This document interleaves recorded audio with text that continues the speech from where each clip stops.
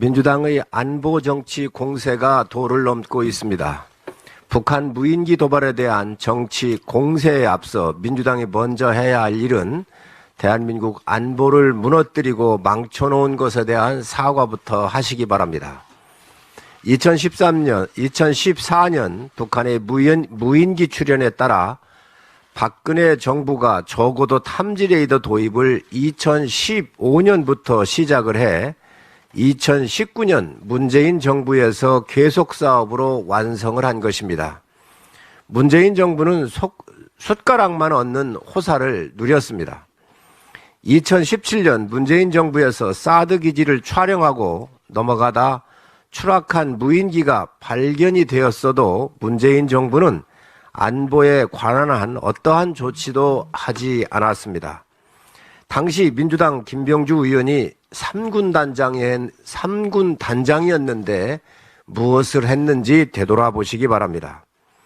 문재인 정권은 오히려 9.19 군사 합의를 통해서 군사 분계선 15km 이내의 비행 금지 구역을 설정을 했고 5km 이내에서 사격조차 금지시켰으며 모든 훈련은 중지가 되었습니다. 북한의 무인기에 대한 추가적인 장비 보강이나 대책은 전무했었습니다. 국방은 하루아침에 이루어지는 것이 아닙니다. 오랜 시간 연구와 실전 배치 그리고 훈련을 통해서 완성이 되는 것입니다. 지피를 헐고 DMZ 영공을 스스로 무력화했던 정권의 사람들이 서울에 출현한 북한 무인기에 대해 낯뜨거운 정치 비난 공세를 하고 있습니다.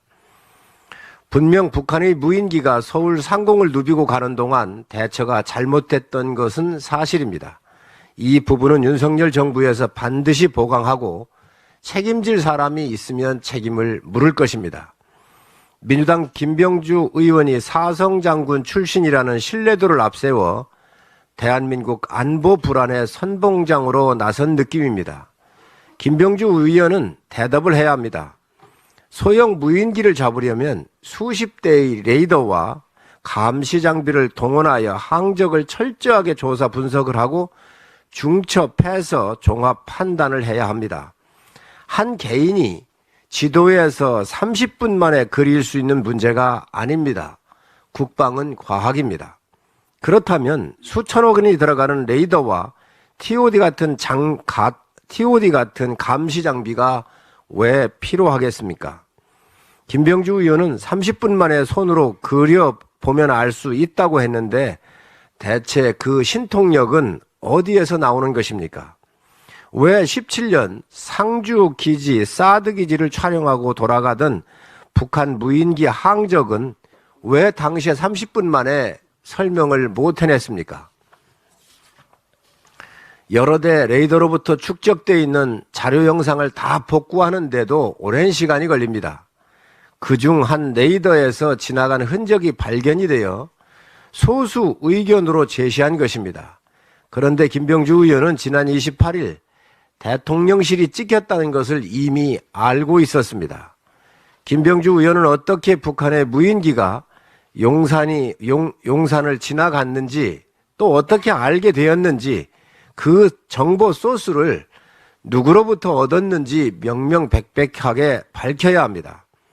사성장군 출신으로서 정치적 이득을 얻기 위해 유추해서 공격한 것이라면 국방을 정치적으로 이용한 전형적인 정치 군인이었음이 밝혀진 것입니다.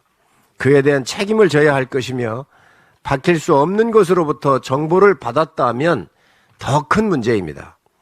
30분 만에 알 수 있는 신통력이 있다면 수십 대의 장비가 필요 없게 됐습니다.